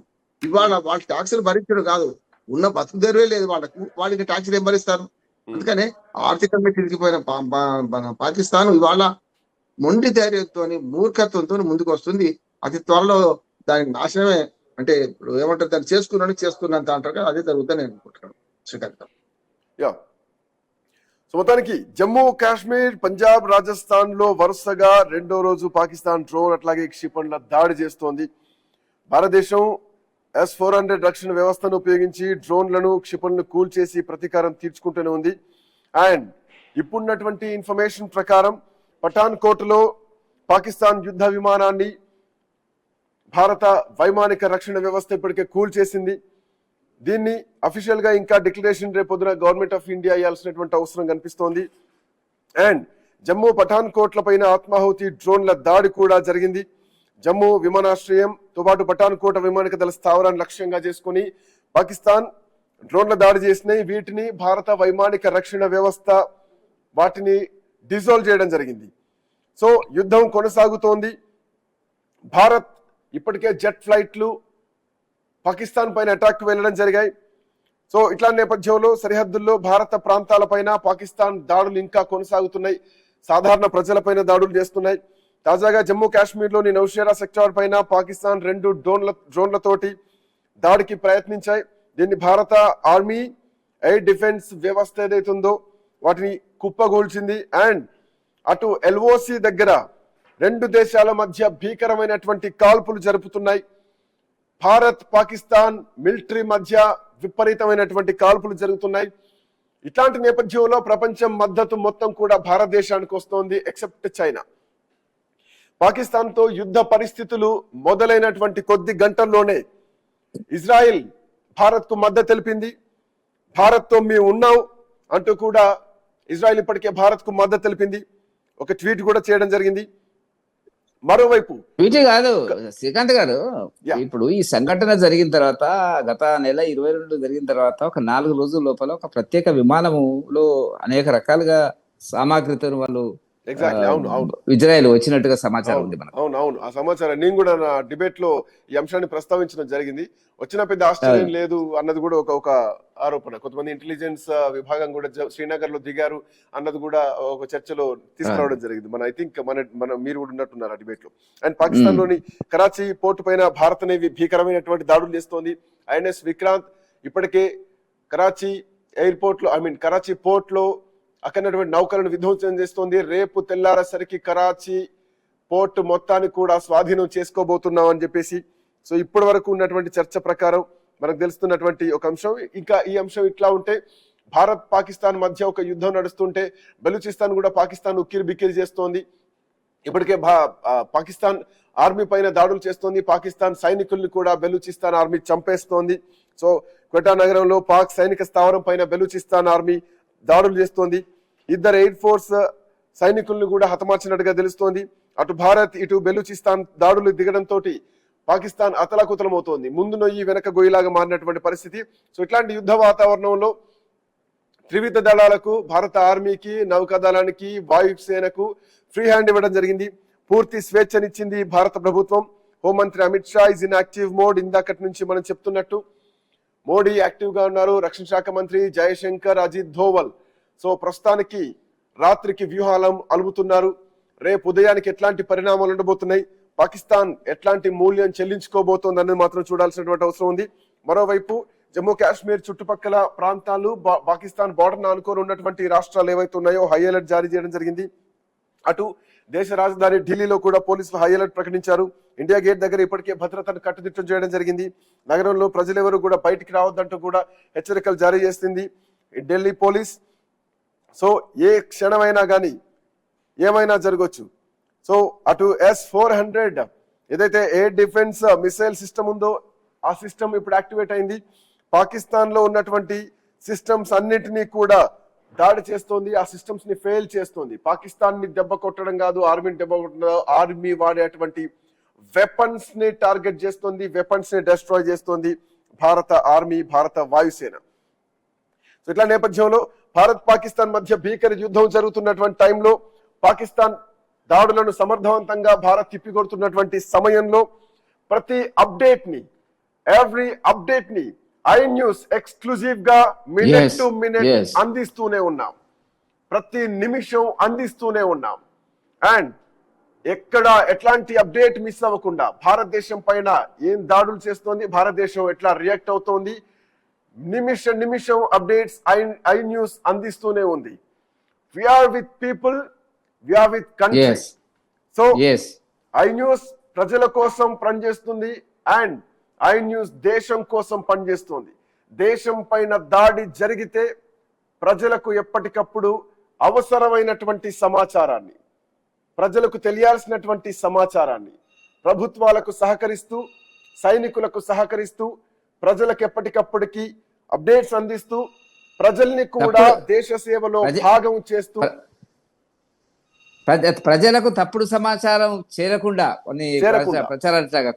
ఎగ్జాక్ట్లీ, తప్పుడు సమాచారం చేరకుండా, ఫేక్ ఇన్ఫర్మేషన్ ని ప్రజల్లోకి రానివ్వకుండా ఎప్పటికప్పుడు ఐ న్యూస్ అందిస్తూనే ఉంది. I news war team, I news రిపోర్టర్లు, I news cameramens, I news PCR team, I news desk and దేశవ్యాప్తంగా ఉన్నటువంటి ఐ న్యూస్ సిబ్బంది completely in the ground and war room లో మేము ఉన్నాం. ప్రతి అప్డేట్ ని ఎప్పటికప్పుడు ఇస్తూనే ఉంటాం. Thank you so much Bandaru Rammohan Rao garu, Jaganmohan గారు, అట్లాగే గంగాపురం వెంకరెడ్డి గారు. I'll be back. మరిన్ని అప్డేట్స్ తో I'll be back. Keep watching I News. Okay, thank you. Jai Hind.